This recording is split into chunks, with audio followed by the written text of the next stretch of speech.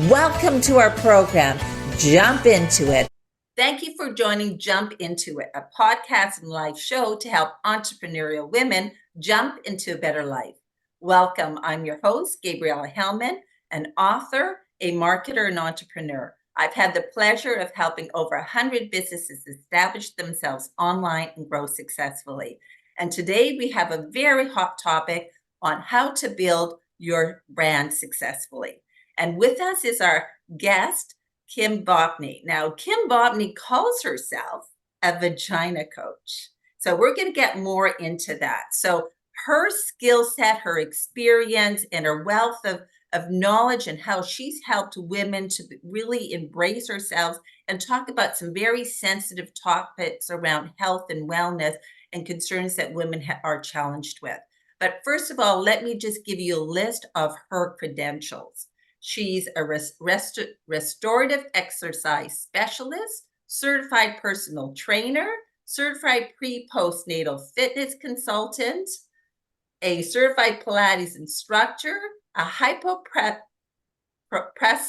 method trainer. Hope I got that right. And she's on YouTube if you want to check her out and look at her pelvic floor exercises and a few others. She's also the author of the books, Your Pelvic Floor, A Practical Guide to Solving Your Most Intimate Problems, Pregnancy Fitness, to name a few. So thank you very much, Kim VOPNI, for joining us. We really are excited to have you here as part of the show.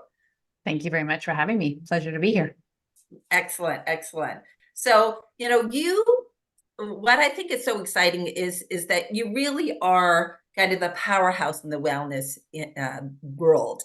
And you have taken, as I was mentioning earlier, some really intimate conversations, and you've blown them up for women to feel comfortable, to laugh about. And you've also found many different ways to have that conversation through YouTube videos, through books, through your website's very comprehensive as well.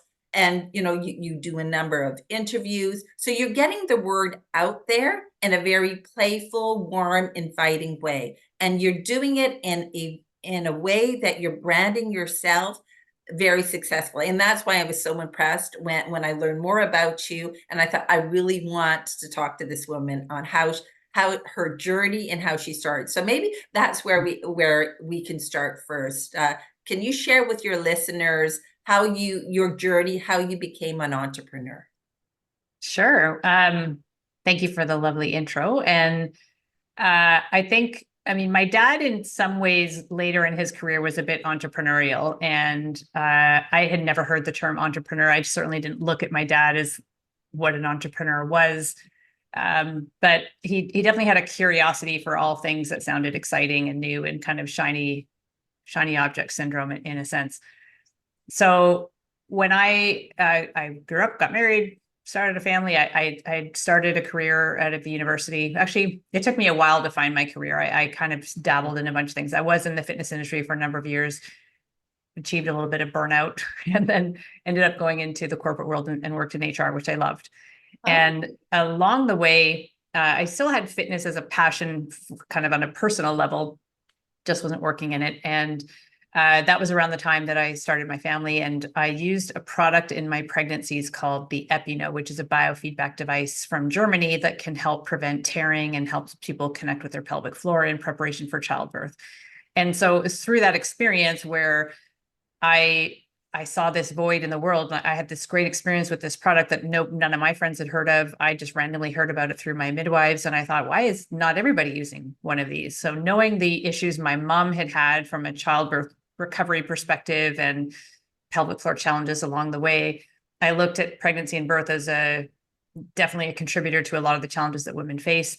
And yet there's no education and awareness or screening for some of these conditions. So I saw this product and I said, well, I bet you this could play a role in helping reduce some of the challenges that women face. And so I contacted the company, they're in Germany, and I said, hey, could I be a distributor in Canada? I didn't intend for it to be business. I just thought, I think more people should know about this and I could have a little bit of extra pocket money. So that's how it started. And it was very much a side gig for a few years. And then after the birth of my second son, we moved actually to a different province in Canada. And I was working full time in HR. My husband is a pilot, so he was away a lot. We didn't have any family there. So we were, trying to build a community. And here I was shuttling the kids off to daycare every morning, working all day, shuttling them back home, feeding them, putting them to bed. And I thought, I hardly ever see my kids. And this is a lot. And it was even very close to home. So I thought, I wonder if there's something I could do with this little Epino thing. And I said, all right, I'm going to give myself a year to try to grow this on the side. And then I'll quit my job and do this. And 3 months later, I was laid off from my full-time job. So I thought, okay, the universe is talking. And I said, all right, here we go. And so I had already started a website, but I added more products. I started to research and investigate the world of pelvic health and learned about a lot of things that I had never heard of before. And as I was leading people to try to purchase this product, I was talking a lot about fitness principles, and I decided to recertify my personal training and focus in pre-postnatal as a niche. And I did that for a while. And then as I was helping people prepare for birth, I created a program called Prepare to Push. And it was all about educating people about the pelvic floor, what it is, what we can do in pregnancy. And then, of course, I was wanting people to purchase an Epino as well.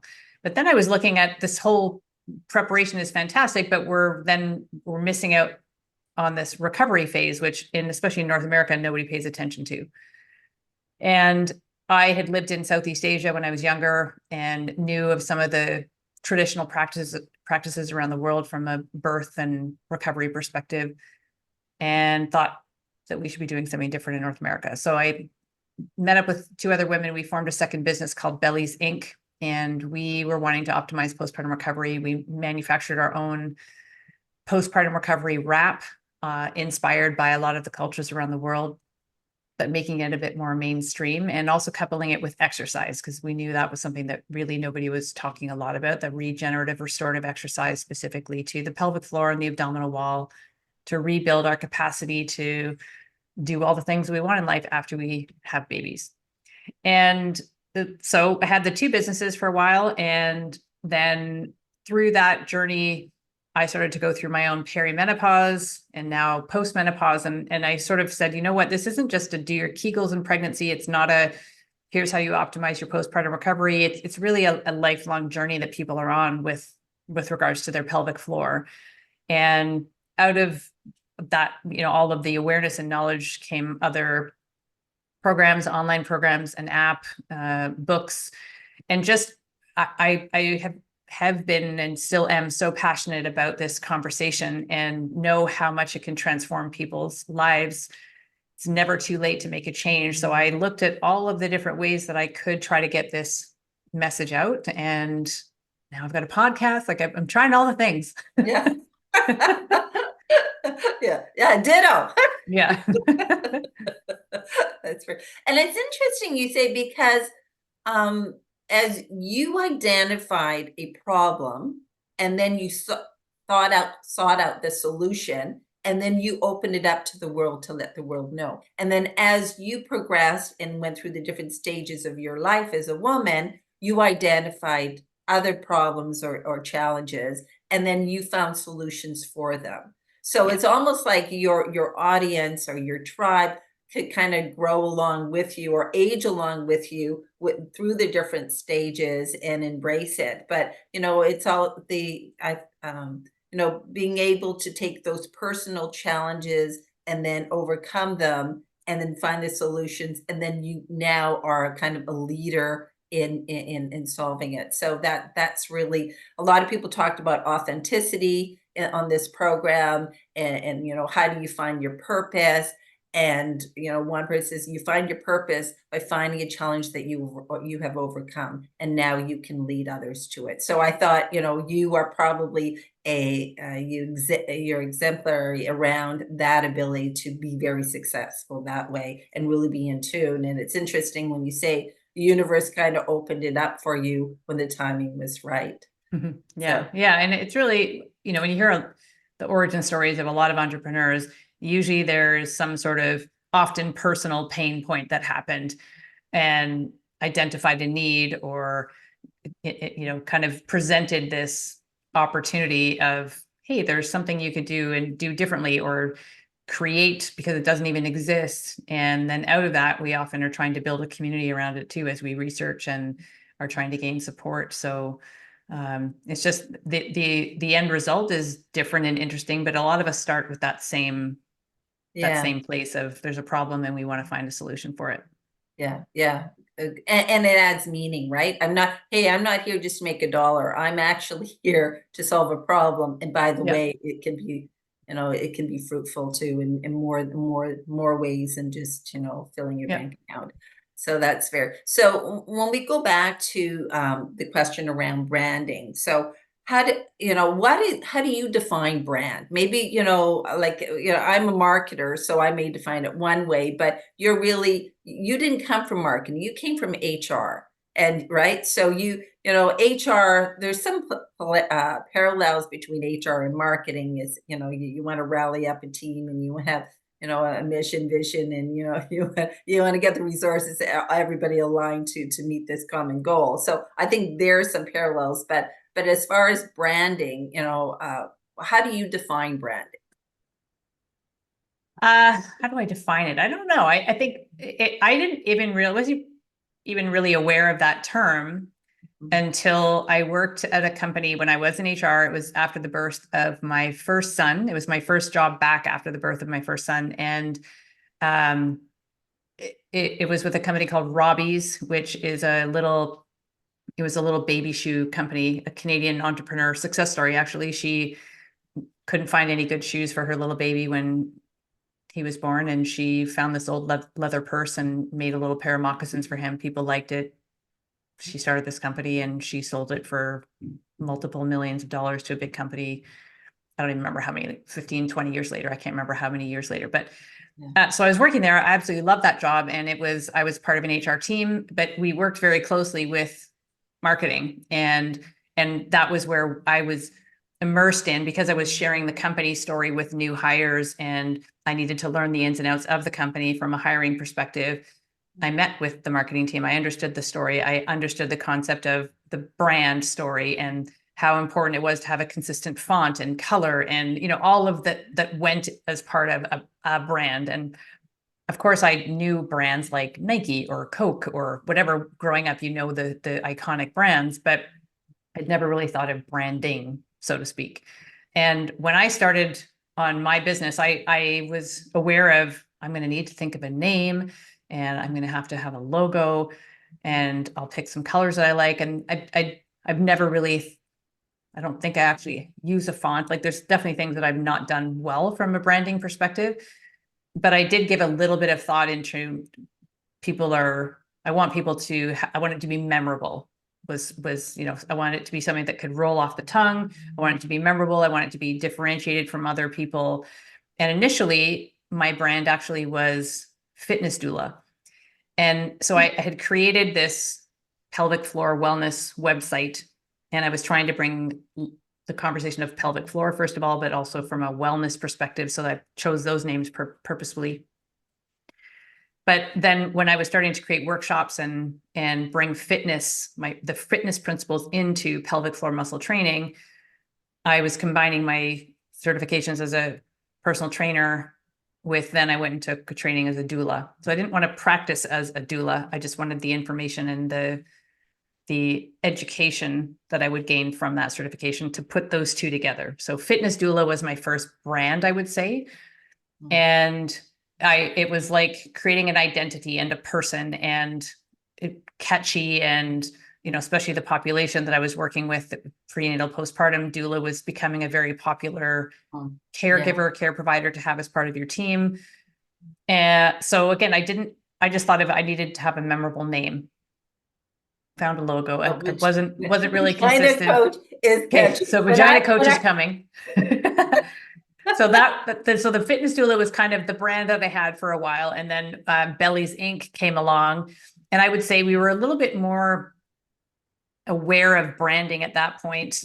We did hire excuse me, a consultant to help with certain things, with colors and what emotion we want to evoke and what's the logo. We had a more in-depth discussion, I guess, around branding. And then,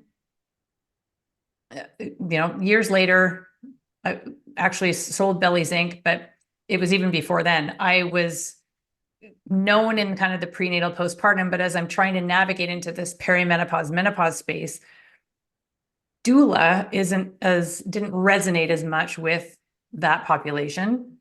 And it was just kind of, I don't know, I just felt like I wanted to break away from the doula or just the birth space. And so I was speaking to a group of women entrepreneurs. There was an organization that was called the Mompreneur organization. It's a different name now, but they had invited me to speak at their national conference. And my talk was how optimizing your pelvic floor can make you a better mompreneur. I had written a blog post about it. It was in their national magazine, and they said, come and join us at our conference. So I thought, oh, that's a great opportunity. And everybody who was a speaker at that conference was some sort of a coach, a business coach, strategy, marketing, branding. And so I came up and I joked and said, well, now you have a vagina coach for your business. And it was a joke. It was like the break the ice when you come up onto stage, right? Yeah. And it was like this light bulb moment. And I thought, that's it. It's a word that nobody likes to say, but it definitely stops people in their tracks. It's very memorable, and so I made the switch to vagina coach, and it's been one of the best things I've ever done in my business. Genius. It is. It really is. I mean, I put it in my. So I was thinking of putting in the subject line to my crowd to let them know about this, and then I thought, am I going to get spammed? Like, is this going to be blocked by putting? I've definitely been banned, and I've had ads taken down. I've had it all. But it's happening less and less because I think it's becoming a little bit more accepted. Yeah. Before I get too much into the marketing, I'm just thinking for our audience, if you can go back to pelvic floor exercises, just a little bit, give them a little insight what that is, what the benefits are, just so that they can have a better, full understanding of your positioning, your offering. Sure.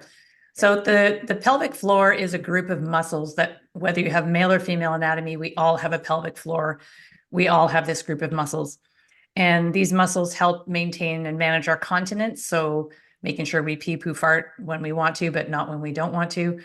It helps support our internal organs, bladder, uterus, rectum, if you're a female.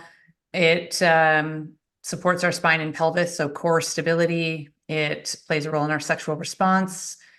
Also is part of our core. We've all heard of the term core fitness, core exercise. It's the foundation of our core. So really, really important jobs that this group of muscles does, and nobody has ever provided us any information. And maybe if you were pregnant, but you don't have to have ever been pregnant to experience pelvic floor dysfunction, maybe during pregnancy, somebody said, do your Kegels. And that might be the only education we've ever had as it pertains to pelvic floor. So what I was, my initial motivation when I was using that biofeedback device called the Epino was, how do I prevent tearing? And I thought, if I prevent tearing, then I'm going to be fine and I won't have any of the issues my mom had. And it's a much bigger conversation than that. It's also a much bigger conversation than just go home and do your Kegels. We need and deserve a better understanding of what this group of muscles is, how it works, what are the signs and symptoms that it's asking for some help, and then how can we overcome it? Because so many people end up down the path of drugs and surgery, and that's usually after they've been suffering in silence for many, many years, thinking that it's normal, or they've maybe even been dismissed by care providers because they say, what did you expect after having babies? Or that's just part of aging, or that's part of menopause. And so I really saw that there was so much suffering happening already, and so much suffering that is potentially going to happen if we don't address this. And I always like to be preventive if we have that opportunity. So again, that's where the pregnancy piece came from. And then looking at postpartum recovery,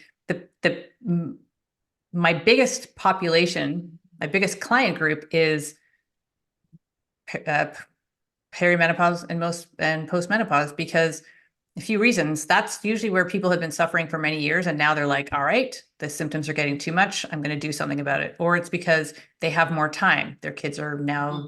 older.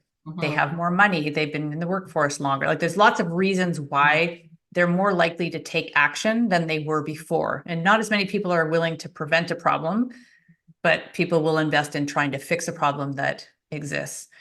And that became really now where I focus is on this population, because it's also a time of life where now our bones are at greater risk, our risk of heart disease is at greater risk. And a lot of people are stopping exercise because of their pelvic floor dysfunction. So things like incontinence, where you laugh, cough, sneeze, and you leak a little bit of urine, urgency, where you can't make it to the bathroom in time, constipation, pain with sex or lack of orgasm, pelvic pain, pelvic organ prolapse, where your organs start to shift out of their proper anatomical position. So these are all really actually incredibly common, and they can disrupt our confidence, our self-esteem. We stop socializing, we stop exercising, we stop being intimate with partners, and it really can destroy our quality of life. So I'm on a mission to educate and empower people with the tools and awareness of what they can do and what healthcare providers might be able to help if they need some additional support.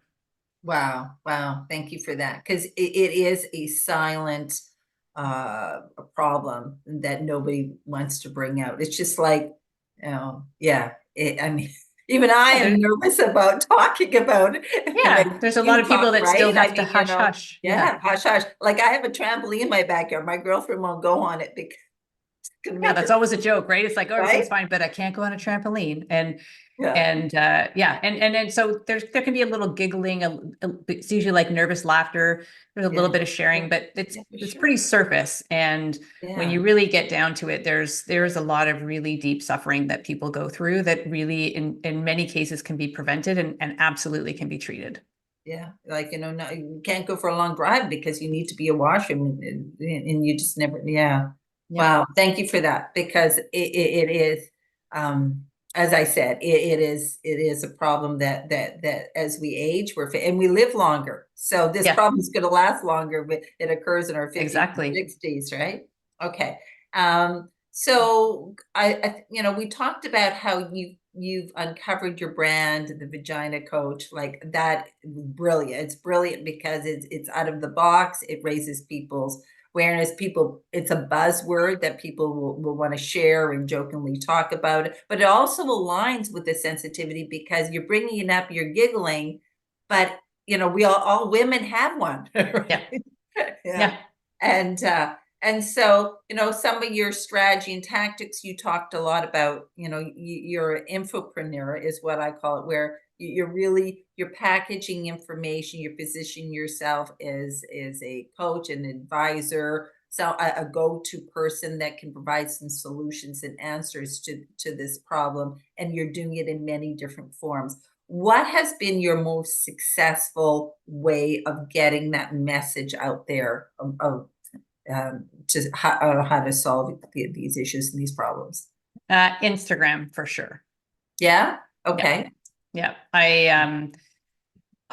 So what's back to social media was it didn't even exist when I first started the business. And then not too long after, Twitter came along, and Mm. Twitter was the first platform. And I remember using hashtag and trying to search for pelvic floor, and nobody was talking about it. But I ended up finding eventually connections on Twitter. And not long after, well, Facebook had been around, but it was very much, it's just personal. There was nothing business on Facebook at that time. Then Facebook started to have more ads, and so started to see how I could leverage Facebook.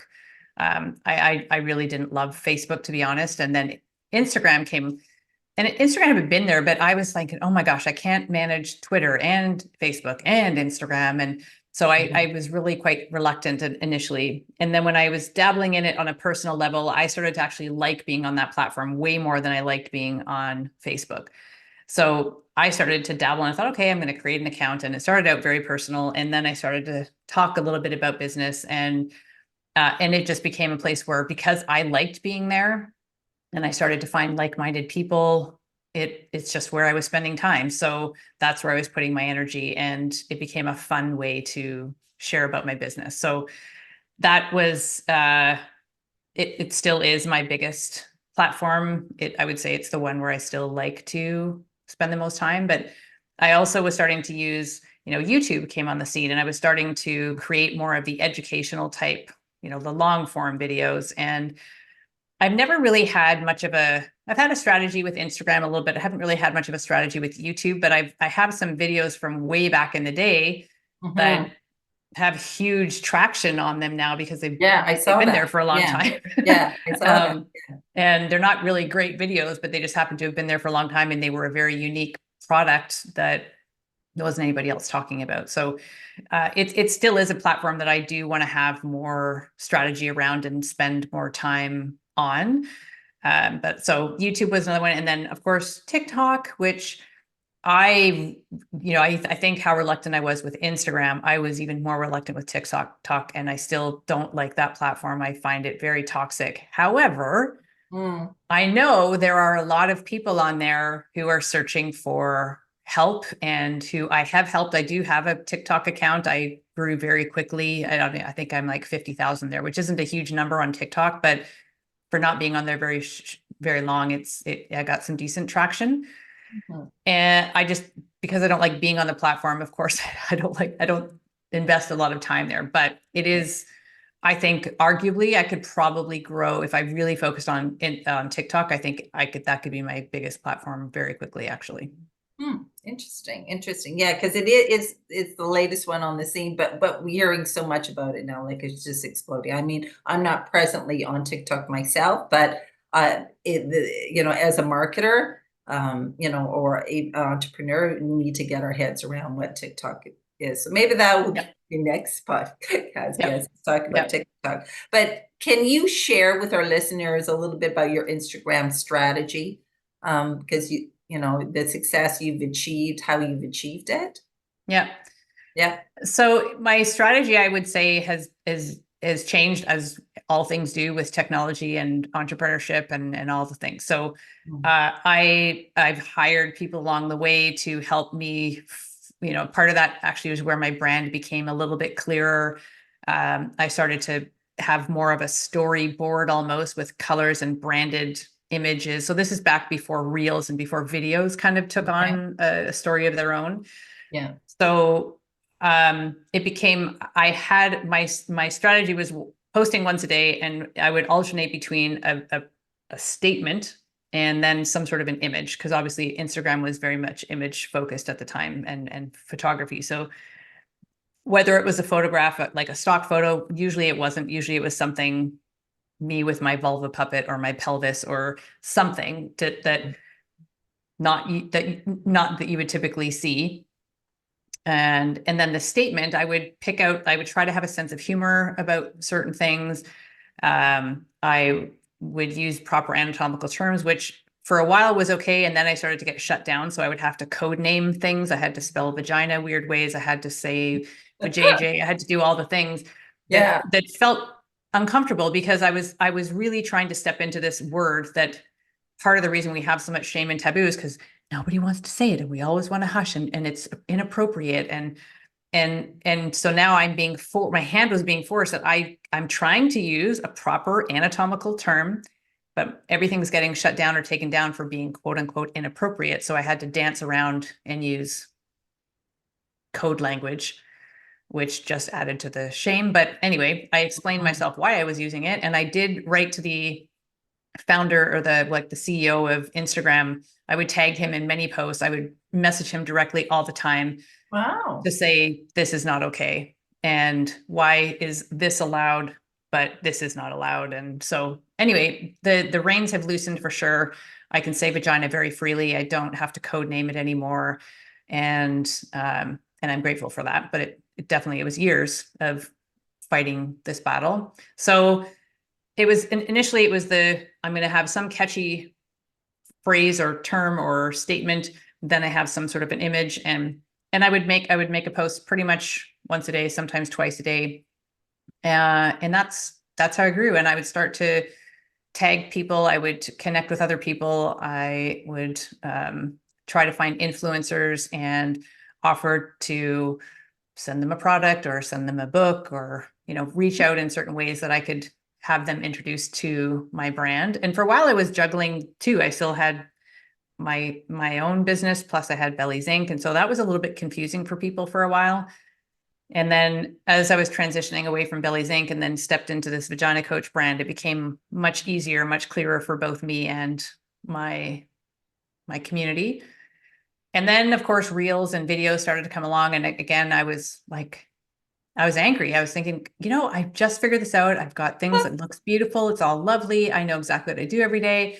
And now I'm getting penalized for not having a video or a reel or not using my stories. And so I as much as I like change, I became resistant and reluctant to change for a while. And I didn't want to. And I thought, TikTok has video, let them do that. Let's do what you do really, really well. Why do we all have to keep trying to replicate and do the same thing? So I didn't take a total hiatus, but I lost my mojo for a while, and I wasn't really posting as often. And then I think oddly enough, TikTok actually inspired my Instagram revival in a way, because I was learning different ways of how people were using short form video to carry on. So that was another. So my plan now, I also right now, I have no strategy, to be completely honest. I post when I feel empowered to do so. When I have something that I really feel is important, I repurpose a lot of content, things that have done really well, or things that I don't think I've said for a while. I will sometimes repurpose if I don't feel like filming a new video. So it's more now just really truly organic of what's going on right now and what do I want to post. And I don't post as frequently as I used to. However, I'm also using a lot more of an ad strategy now. So ads are helping grow the That's what I was going to following. ask you. Okay. Yeah. Yeah. So do you do ads on Instagram and Facebook? Yes. Okay. Okay. And which is performing better? I don't know, actually. I have somebody helping me with that, so I don't know the latest stats. I think Facebook is, but I'm not 100% sure. Okay. Okay. Just curious. Yeah, because it's based. I mean, we do advertising for women or for our clients on Facebook too, and it's more of a visual kind of platform as opposed to search engines or some of the other programmatic advertising. So it's yeah, but you are very good at having a visual that is eye-catching and unique and identifies your brand. So that is really a plus for you.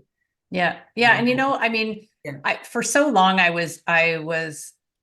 wanted it to be perfect, and I wanted to be the best person on Instagram, and I would hire people and I would follow people and copy, and after, it just got exhausting, to be honest. And now sometimes I screw up and I put the caption and it's a little bit too high, and you know what I mean? I make mistakes and I don't really care about it anymore. If it does, fine. But if it's a perfect one, great. I'm happy that it did. But I don't get so uptight and hung up on it as much as I used to, and wanting it to be perfect. So my strategy is just post when I feel like it, and I'll do the best I can with the captions and all that stuff. All right. Well, I won't write a book on that one, but no. Okay, so what would you say are the biggest challenges or learning experience in your journey, building your brand, building Vagina Coach?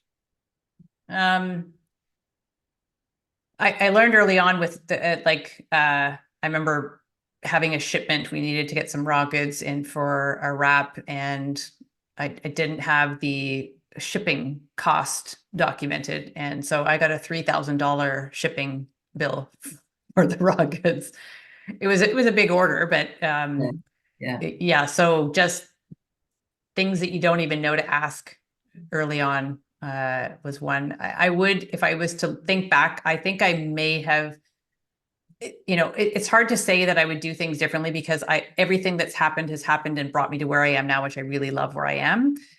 However, it took lots of mistakes and things I would do differently along the way to get here. And so I think branding is actually something I would have hired or worked with somebody earlier on to get a really clear picture on who my avatar was, who I really want to serve, what, the all the color and all that stuff. Mhm, It mhm. sort of happened again, I remember to get my logo, I didn't have a lot of money, as many entrepreneurs starting out don't have a huge budget. And I used this thing called logo tournament, which was you put it's almost like putting an ad on, and multiple freelancers from around the world can choose to design something for your Kind of product. bid? Is it bid? Is it like Fiverr or something where you Kind of, yeah. So you pay? set a Okay. base amount.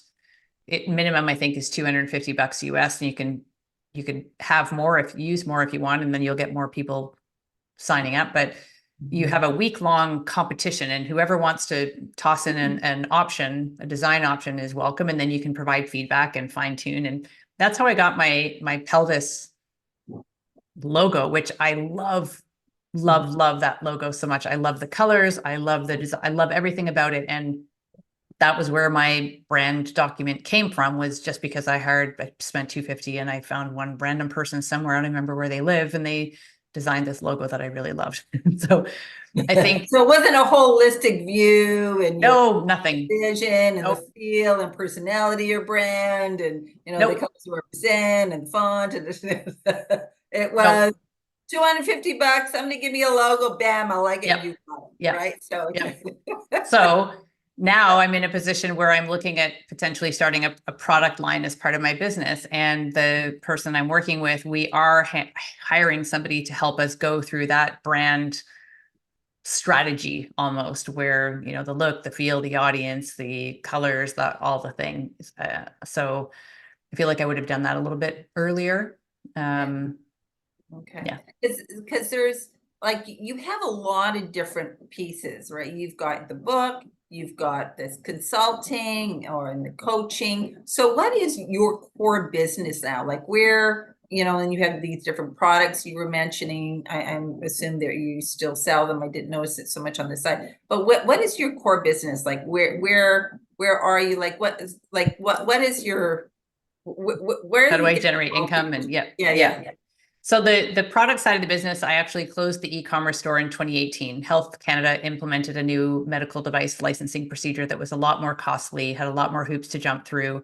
And so that Epino product from Germany, the manufacturers decided to pull out of Canada because they weren't prepared to pay the additional fees and jump through the additional hoops. And that was my main bread and butter. That was what really justified me having this e-commerce store. So all the other products I loved, but I was like, I don't, for the hassle of having shipping, receiving, and all the other things without the Epino being there, I just decided to close that down. So I don't have physical product anymore. Bellies Inc., we did have a physical product. That company, we sold the product side of the business.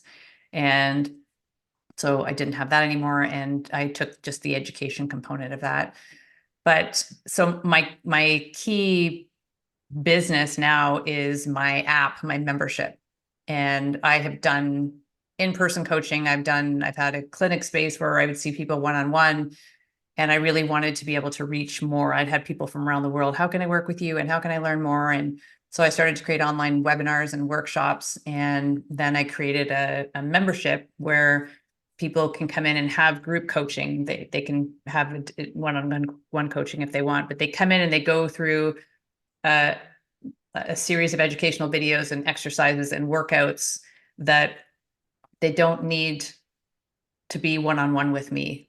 As long as they've kind of gone through the different steps, I kind of lay it out and they follow along. And it creates that sense of community for people. So they feel like they're not alone in this journey. And coaching calls are where people come and they learn, yes, from me, but a lot of it is people are learning from the questions that other people are asking. And they go, oh my gosh, I've got that too. I didn't even know that was a thing. Or it's just an opportunity to keep that conversation going. So that's in an app, web-based and mobile app. Most people are coming in through kind of an introductory offer, and then they get an upgrade option, whether it's on the spot or a little bit later on. And that's my core business. Excellent. Wow. Yeah. Okay. So you're going to have to tell me more about that as we close to let our listeners learn about how to access it. Before we close off on that, just a couple more questions. I think we're coming up to our time is, as a successful woman entrepreneur, what would be some advice that you would like to share with our audience based on, those aspiring female entrepreneurs that are listening? I don't remember where or when I heard this advice, but it was, if you have a goal of what you want to do, if you kind of have an idea of what you want to build, find somebody else who's already doing it really well and emulate. Don't copy, but take inspiration from them, connect with them, learn from them. People that are already doing it well, they will have had their journey, they will have had their learnings, and maybe you apprentice with them, maybe you align with them somehow. So I think find people that are doing what you want really well and align yourself with them. Okay. Get a mentor almost. 1,000%. Yeah. And maybe it's, there's, as I said, there's business coaches, there's vagina coaches, but find a mentor or find, and all that's the another thing vagina actually. coaches don't want to be vagina coaches. Raise your hand. Another thing that I think I would do differently is I have, but early on, I hadn't had a business coach myself. And again, part of it was just pure financial. I didn't have the funds to hire a business coach, but I think it's really valuable to have somebody help you, mentor you, guide you through the process. So whether that is the person who's doing what you're doing or who has done what you want to do and did it well, or whether it's somebody who's not even related to that, but is a business coach of some sort, can really be helpful. But yeah, finding mentors and people to guide you along the way is really helpful. Yeah. Well, we're hoping Jump Into podcast can help some women, get some learning, get some ideas that can, as you said, save them a lot of time, heartache and pain, and make the ride just a little bit smoother. I mean, It's never going to be super smooth. There's always going to be challenges, but then that's just the way life rolls anyway. So, going back to the question, if someone, first of all, thank you very much, Kim, for being our guest. I mean, you've provided some amazing insight. I've learned from some of the points, things that you shared, and I want to really thank you for being a guest. And if someone wants to find out about the app on how to, pelvic floor exercises and become part of that community, where would they go? So there's a couple of places. Basically, if you put Vagina Coach into Google, you'll find me on some platform. It'll come to my website, vaginacoach.com, and you can learn more there. The name of the app is called Buff Muff, and I have a Buff Muff app website as well. I will say, I don't know when this is actually going to be aired, but we are here at the end of January, and I am transitioning actually to a new mobile app platform by the end of February 2024. But it will still have the same name in the domain. So Buff Muff Pelvic Floor app is my app, but most of the information and where you want to learn a little bit more about what I do would be vaginacoach.com. Okay, excellent. Thank you so much. So as we wrap up this episode, want to let you know that for our next show, we'll have another fabulous guest whose journey is sure to inspire us. To learn more, you can go to our Jump Into It Instagram account or join our Facebook group. We are also available to listen to this podcast on your favorite platform, whether it be Spotify, iHeartRadio, or Apple, to name a few. So with the courage and knowledge to bring your ideas to life, get ready to jump into it. Thank you for listening. Get ready to jump into it.